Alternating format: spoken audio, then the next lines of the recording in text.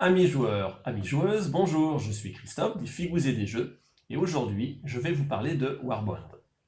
Alors je n'ai pas de livre de règles ou de boîte de jeux à vous présenter, car Warband est un projet en cours de création. Bon, il y a quand même des éléments qui ont déjà été créés, il y a déjà 3 figurines qui ont été produites, donc en voici 2 différentes que j'ai reçues récemment et que je vous présenterai en détail dans une très prochaine vidéo. Alors, qu'est-ce que Warbund? Warbund est un jeu de figurines d'escarmouche sur un plateau dans un univers cyberpunk post-apocalyptique. Alors, ce jeu a été créé par Boonit, qui est un passionné belge, et qui a créé la société Indie Wargame pour pouvoir éditer le jeu.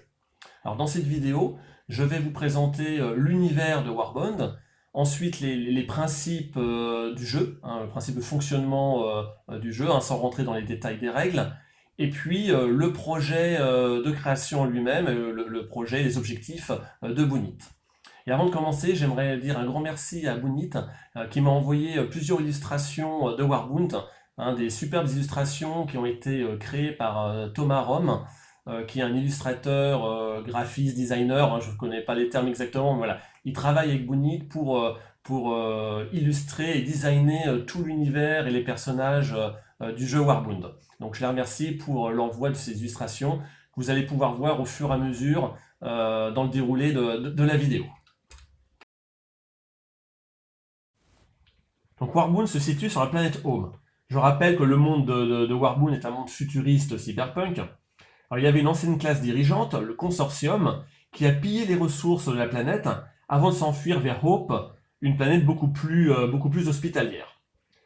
Alors, les consortiums avaient promis la population restant sur la planète qui pourrait venir les rejoindre sur Hope via un portail orbital, mais ce portail orbital s'est révélé être un leurre, une construction gigantesque mais vide qui ne servait à rien, et les habitants se sont donc retrouvés bloqués sur Home, une planète donc moribonde, privée de la plupart de ses ressources.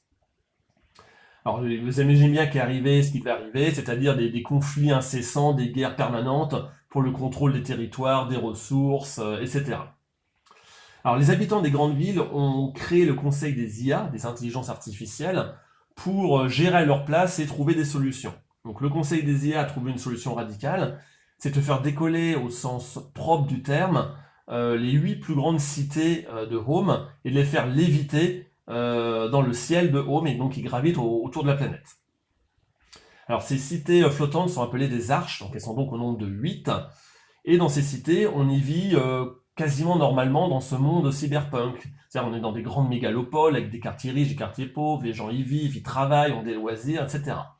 Il y a également un réseau internet très puissant, dans lequel les personnes, qu'elles soient riches, pauvres, puissantes ou autres, peuvent avoir carrément une deuxième vie à l'intérieur de ce monde virtuel.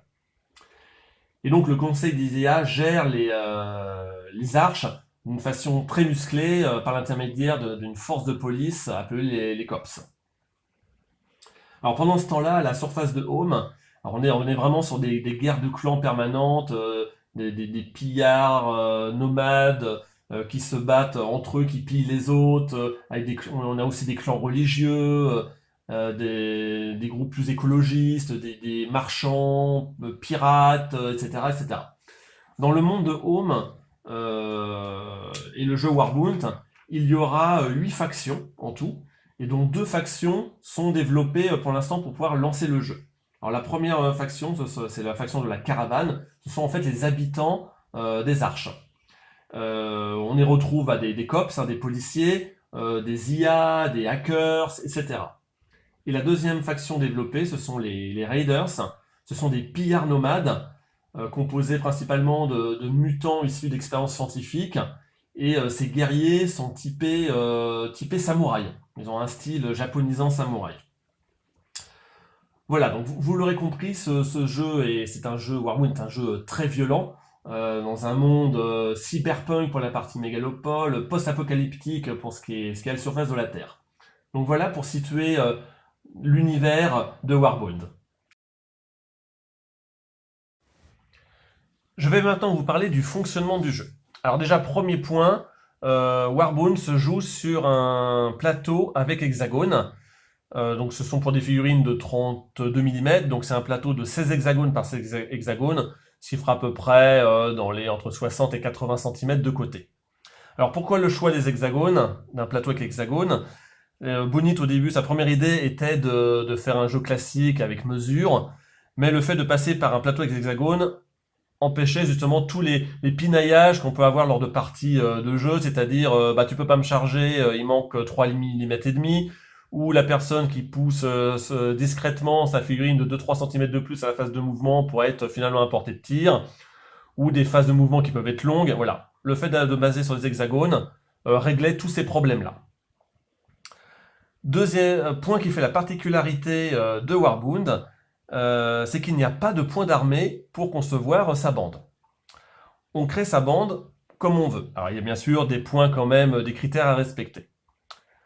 Premier point, c'est qu'en fait, on passe par un paquet de cartes, un deck de cartes de 14 cartes. Alors, c'est pas un deck de cartes qu'on va mélanger et piocher, c'est juste que ça fait référence à tout ce qu'on va utiliser dans la partie, et on a 14 cartes pour constituer sa bande. Dans ces 14 cartes, il y a 2 cartes obligatoires de leader. Les cartes de leader permettent d'obtenir des jetons d'ordre, je vais expliquer ça juste après, et apportent des points des pouvoirs de leader, hein, qui sont des pouvoirs des petits pouvoirs pour toute sa bande. Alors chaque carte leader apporte des jetons d'ordre d'une certaine couleur pour une certaine faction. On peut jouer 2 leaders de couleurs de factions différentes. Vous avez compris qu'on peut mélanger les factions dans Warbund. Mais sachant qu'il faut des jetons d'ordre pour activer des figurines de certaines factions, donc on joue une ou 2 factions, vu qu'on a 2 cartes de leader, on peut mettre ou de la même couleur ou de 2 couleurs différentes. Éventuellement, on peut mélanger avec d'autres factions, je vous rappelle qu'il y en a 8 dans le jeu, donc 2 qui sont développés actuellement. Mais parce que éventuellement, certains équipements permettraient ou pouvoir d'avoir des jetons d'ordre d'une autre couleur. Mais bon, on va dire pour l'instant, principalement, du coup, c'est pour une ou 2 factions différentes que l'on peut mélanger. Donc il reste donc, en plus ces 2 cartes leader, 12 cartes. Donc on peut avoir maximum 12 figurines dans sa bande.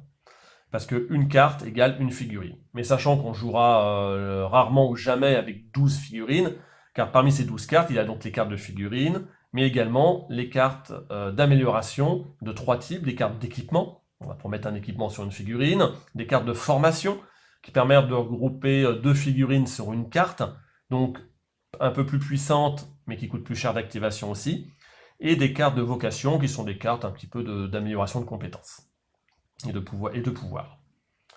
Voilà, donc vous me direz, bah voilà, vu qu'on peut mettre ce qu'on veut, autant prendre que des gros balaises et sur une équipe de gros balaises. Et c'est là qu'intervient le principe des jetons d'ordre d'activation. L'une des caractéristiques des figurines, c'est un nombre de jetons d'ordre d'activation par tour. En gros, des personnages plus faibles, moins puissants, auront 1 ou 2 jetons d'activation, avec des plus forts en auront 3, 4, et peut-être plus, après on verra. Donc, vous comprendrez bien que dans un tour, quelqu'un qui a que des gros balais dans son armée pourra en activer peut-être 1 ou 2 dans son tour, hein, suivant le tour de jeu, que suivant le nombre de tours, les cartes leaders n'apportent pas forcément le même nombre de jetons d'activation dans la première partie de la partie que dans la deuxième partie. En gros, les tours 1, 2, et puis après 3, 4, 5. Alors que l'un joueur en face, qui jouera des personnages plus variés, pourra peut-être en activer 2, 3, 4, 5. Donc, d'où comprendrez bien que si quelqu'un active que 2 gros balaises ou 1 gros balèze dans le tour, il aura beaucoup moins de chances de réussir les objectifs du scénario que quelqu'un qui active plus de figurines. Donc le but est de créer une bande, une armée, en mélangeant savamment les petits, les moyens, les gros, bien choisir ces 2 cartes leader en fonction de ce qu'on veut faire, et de bien choisir les bonnes cartes d'amélioration pour aller sur les bonnes figurines. Donc, sans avoir de point d'armée, le système de conception de sa bande est très complet et permet d'avoir des bandes variées avec un aspect très tactique de la conception du deck. Donc voilà les points particuliers, la conception d'armée et le principe de jetons d'ordre d'activation. Alors, Warbund est un jeu qui se passe en phase alternée, c'est-à-dire qu'on active chacun son tour une figurine. Il se joue avec des dés à 12 faces, mais particuliers, sachant que 2 faces sont en double. Mais pour plus d'informations et plus de compléments, pour pas faire une vidéo trop longue, je vous inviterai à aller voir les vidéos d'explique partie et d'explication des règles sur le site IndieWarg. J'en parlerai juste après. Alors, si on reprend une carte de personnage, de figurine, il y a très peu de caractéristiques, hein. Il y a une caractéristique de tir à longue ou moyenne portée, une caractéristique de mouvement avec un bonus pour la course. Il y a une caractéristique d'attaque au corps à corps et ensuite une caractéristique de point de vie, de point d'armure, qui est un système aussi particulier. Une fois qu'on a utilisé, qu'on a réussi à des sauvegardes d'armure, l'armure est HS. Donc c'est un système très original et qui fonctionne très bien. Et également des points de morale. Alors quand on n'a plus de points de morale, on passe en paniqué, on retourne sa carte et on a une version paniquée de la figurine. Sachant que pour la plupart des clans, être paniqué, ce n'est pas forcément bon. Sachant qu'il y a un clan, les Raiders, où justement le but c'est d'être paniqué parce qu'ils ont un profil différent et qui est même boosté. Donc voilà au niveau des cartes. Donc voilà, c'est un aperçu très rapide des règles du fonctionnement du jeu, mais je voulais mettre un focus sur les particularités de Warbound. Alors on va finir avec le projet de Bunit et un bilan de cette vidéo. Alors pour parler du projet, donc Bunit ne souhaite pas passer par des plateformes de financement participatif telles Kickstarter, GameFound, Ulule, etc. et autofinance le jeu au fur et à mesure. C'est-à-dire qu'il a mis de l'argent personnel dans Indie Wargame, ce qui a permis de produire les premiers designs, la première sculpture, la première production de figurines, qui était le COP. Il a mis en vente la figurine sur son site Indie Wargame, et la vente, les premières ventes de ces figurines a permis de financer la suite des designs, l'avancée des règles et la production de nouvelles figurines.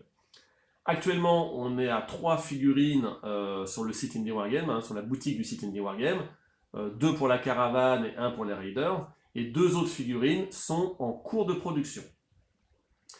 Donc voilà, donc c'est un principe qui est intéressant parce que bon, sur les plateformes participatives, on commande des fois beaucoup, avec beaucoup d'extensions, beaucoup de figurines, beaucoup d'éléments, mais qu'on peut recevoir qu'un an et demi, voire 2 ans après quand il y a du retard. Là, on a petit à petit des éléments du jeu, donc des figurines au fur et à mesure, qu'on peut acheter au fur et à mesure et peindre du coup au fur et à mesure au lieu d'avoir une grande quantité d'un seul coup. Sachant que sur le site Indie Wargame, donc sont donc en téléchargement les cartes Raiders Caravan, donc qui sont peut-être modifiées, mais pour l'instant on peut jouer avec, elles sont des très belles cartes, un gabarit pour le plateau de jeu, donc on peut déjà jouer avec les figurines que l'on achète et éventuellement des proxys pour tester le jeu avec plus de figurines. Donc voilà, donc le principe est intéressant. Il est aussi éco-responsable car son but est de faire travailler en local, c'est-à-dire en France ou en Belgique. C'est-à-dire que le design, la sculpture et la production, le moulage des figurines se fait en France ou en Belgique pour limiter au maximum les déplacements et faire travailler le local. Donc voilà sur le principe du projet de Bunit. Donc il y a donc, j'en ai parlé, il y a un site internet qui s'appelle Indie Wargame où il y a des informations, tous les éléments à télécharger pour commencer à jouer et la boutique en ligne pour acheter des figurines. Il y a également la chaîne YouTube Indie Wargame où Bunit explique dans de nombreuses vidéos l'avancée du projet, donc autant au niveau du design, de la production que l'aspect financier du projet. Il y a également des vidéos d'explication, explication des cartes, du plateau de jeu, une expli partie pour bien suivre et qui est très bien faite, on comprend très bien tous les éléments du jeu, et des vidéos de background, dont une très intéressante, entre autres, où il parle des 8 factions qui vont exister dans le jeu. Donc voilà. Donc si on peut faire un petit bilan de jeu, alors déjà je tiens à dire que ce n'est pas une vidéo commerciale, les figurines que je vous présenterai lors de la prochaine vidéo, je les ai achetées sur le site d'Indie Wargame. Je me suis intéressé au projet il y a 6-8 mois, et puis quand j'ai commencé à faire des vidéos il y a quelques semaines avec la création des figous et des jeux, j'ai contacté Bunit, savoir s'il m'autorisait donc à faire la vidéo et à m'envoyer des illustrations pour que vous avez pu voir au fur et à mesure. Et parce que voilà, le projet m'a vraiment touché. Déjà en tant que vieux passionné de jeu, on va dire que créer son univers, son jeu, son design, sa gamme de figurines, je crois que c'est le rêve de tout passionné de jeux de figurines. Donc Bunit le fait, c'est un projet ambitieux, mais qui me semble réaliste. Et en allant plus profondément dans les règles, l'univers, etc., déjà j'ai beaucoup aimé le design du jeu. Et quand je me suis penché sur les règles, le principe, j'ai trouvé toutes les idées de conception d'armée, d'activation, etc. génial. Donc j'ai vraiment tout apprécié. C'est pour ça que je tenais à faire cette vidéo pour vraiment présenter et essayer de mettre en avant ce projet qui, pour moi, mérite d'être suivi et soutenu. Donc voilà, donc j'espère vous avoir donné envie d'aller plus loin, de découvrir avec le site et la chaîne Indie Wargame, d'en apprendre plus, éventuellement de vous lancer dans l'expérience et dans l'aventure de ce jeu. Je vous invite à partager pour faire découvrir autant le jeu Warbound que la chaîne. Ne pas oublier d'activer les notifications pour ne pas rater les prochaines vidéos, dont une que je ferai également sur les figurines Warbound et un plateau de jeu que je suis en train de me créer avec des éléments que j'ai pour l'instant. Voilà. Donc, dans tous les cas, je vous dis à très bientôt. Portez-vous bien. Des bisous de loin. Amis joueurs, amis joueuses. Au revoir.